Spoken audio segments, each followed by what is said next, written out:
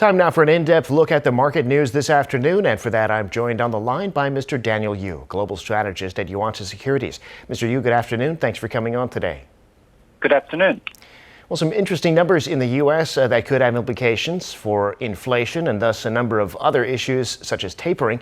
Treasury yields continued to rise on Monday, the 10-year to over 1.5% for a brief period, the 30-year at almost 2% now, both of those about the highest they've been since June. What's behind those moves and what do you make of the situation?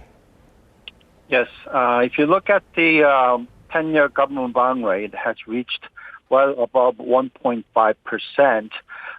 As of now, it's rising even further to 1.54% in the futures market. Overall, there's a concern about the inflationary pressure coming in, and also Fed have been talking about the possibility of tapering happening in the November of this year. And market is taking that as a news for the further tightening in terms of the monetary policy because of the inflationary pressure, and that maybe the interest rate might be rising by the Fed before the end of next year. So all that being saying is that possibility of liquidity decline that is causing the overall interest rate to rise. Furthermore, as you know, that the U.S. government is planning to do quite a big of fiscal policy expansion in order to boost the economy. If that's the case, then you need to issue more bonds.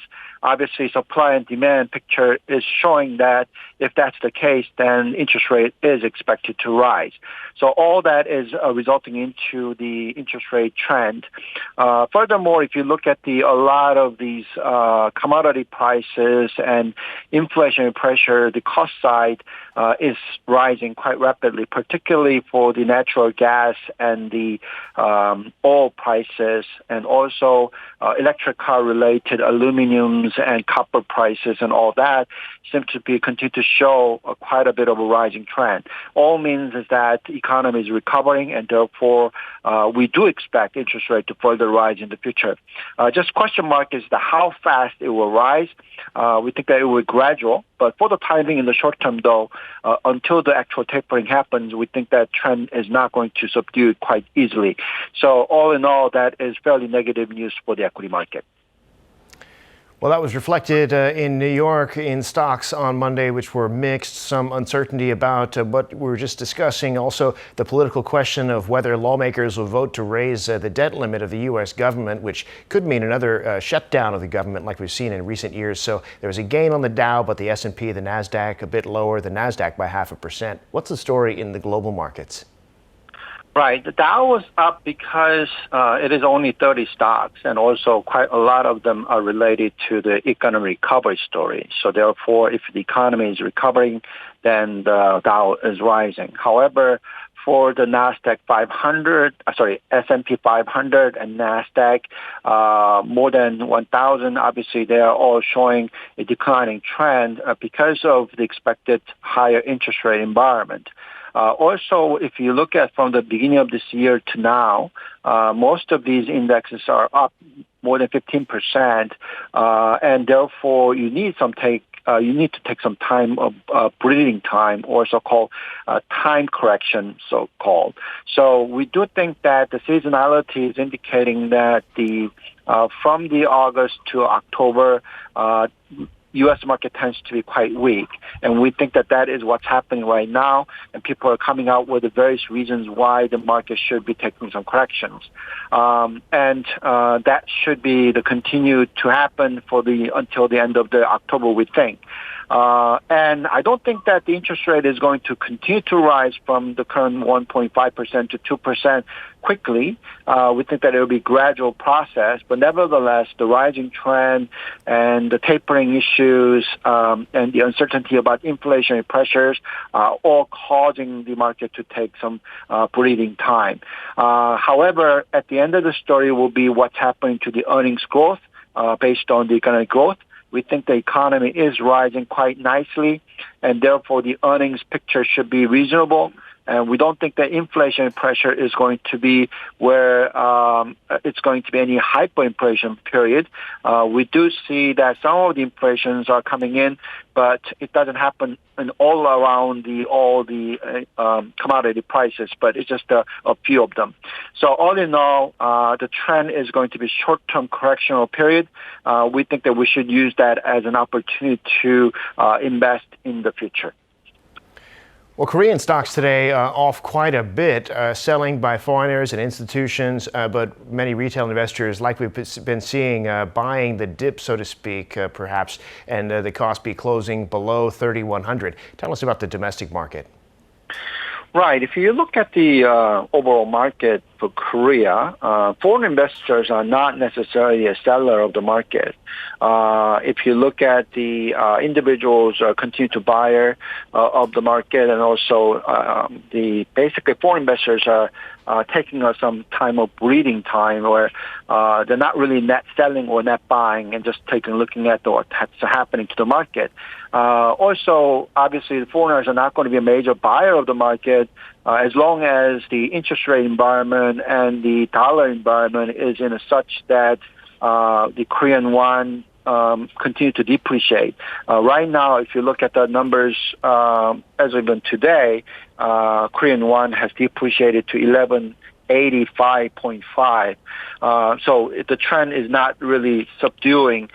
We need to see that stabilizes and that the won needs to appreciate in order for foreign investors to come back to the market. We're not seeing that happening immediately. We think that it may take some time period where the U.S. interest rate environment is rising, the tapering is expected to happen, and the dollar is not in a weakening period where it seems to be fairly stable to a little bit strong. So what that means is that we're not going to see Korean markets to take a very strong move in terms of the rising trend or falling trend. It's just going to be quite boring, I guess, so-called period for the time being. However, as I've been saying about the U.S. market, Korean market also has very strong fundamentals, and that earnings growth for this year is over 75% year on year. And therefore, if the dividend payout ratio rises for the end of this year, then we think the Korean market will be quite good position to further rise in the future. But for the time being, continued uncertainty in U.S. market, higher interest rate environment, tapering issues, all causing market to do some corrections. Yeah, and a little bit more about the issue. You mentioned the Korean currency, perhaps contrary to some people's expectations, depreciating recently a number of times in the past several days, including today, well above 1180, 1185 even. It's about where we stand now. What's causing that move, and what's your outlook on that front? Right. I think that's really related to what's happening to U.S. You've been seeing that U.S. interest rate rising from about 1.3 to now well above 1.5. It might be hitting to as high as 1.8, what was the previous recent peak.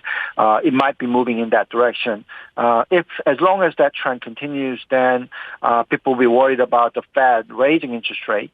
And when you have that kind of environment and tapering is tapering is happening where the liquidity injection is reduced, then people think that, okay, maybe then money will be flowing into U.S. market rather than the emerging market.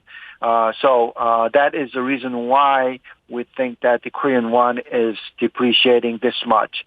However, if you look at the fundamentals of Korea, looking at the net export numbers, the current account surpluses, overall economic growth rate, and overall interest rate environment versus U.S., all indicating that Korean won should not be depreciating that much.